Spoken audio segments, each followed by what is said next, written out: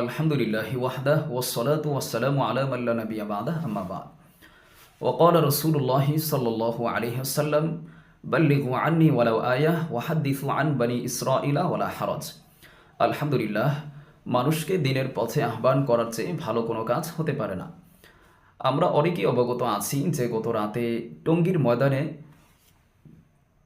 সাদ সাহেবের অনুসারীদের কর্তৃক আমাদের অনেক দিনী ভাই নিহত হয়েছেন, আবার অনেকেই আহত হয়েছেন। তো এই ব্যাপারে কি করলে ভালো হবে, আমাদের মুরব্বী উলামায়ে কেরামগণ রয়েছেন, তারাই ডিসিশন নেবেন ইনশাআল্লাহ।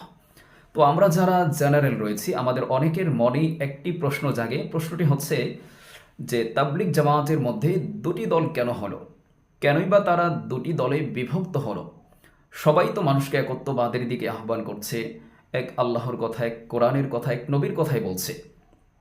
তাহলে তাদের মাঝে দুটি দল কেন হলো? দুটি দল হওয়ার মূল কারণটি একেবারে সংক্ষেপে মুখতাসর আমি এখানে বর্ণনা করব, আল্লাহ তৌফিক দাতা। এর মূল কারণ হচ্ছে, দুটি দল হওয়ার মূল কারণ হচ্ছে মাওলানা সাদ সাহেবের অনুসারী যারা রয়েছে তারা মাওলানা সাদ সাহেবকে অনুসরণ করেন। তো মাওলানা সাদ সাহেব কয়েক বছর আগে তিনি কিছু বক্তব্য দেন। তিনি তার বক্তব্যে কোরআন এবং হাদিসের আলোকে কিছু ফতোয়ার অপব্যাখ্যা করেছেন। এমনকি তিনি আল্লাহ রাব্বুল আলামিনের জলিল কদর পয়গম্বর সাইয়েদনা মুসা আলাইহিস সালামের ব্যাপারেও মন্তব্য করতে কুণ্ঠাবোধ করেননি।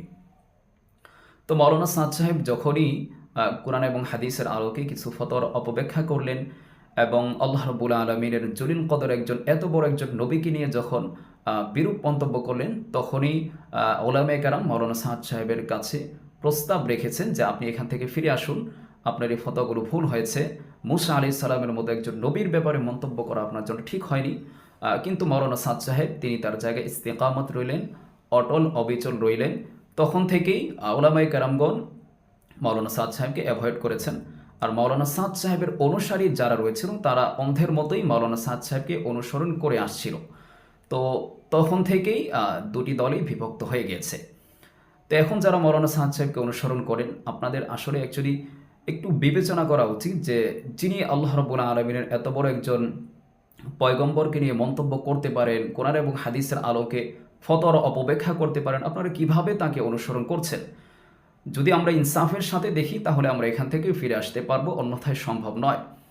তো যাই হোক, এ হচ্ছে দুটি দলে বিভক্ত হওয়ার কারণ।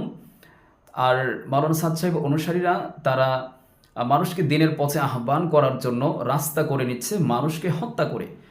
তো আদৌ কি এটা ইসলাম সমর্থন করে কিনা? আল্লাহর রাসূল কি কখনোই এভাবে মানুষকে দাওয়াত করেছেন? আল্লাহ রাব্বুল আলামিন মাওলানা সাদ সাহেবের অনুসারীদেরকে দিনের সঠিক বোঝ দান করুন, আমিন।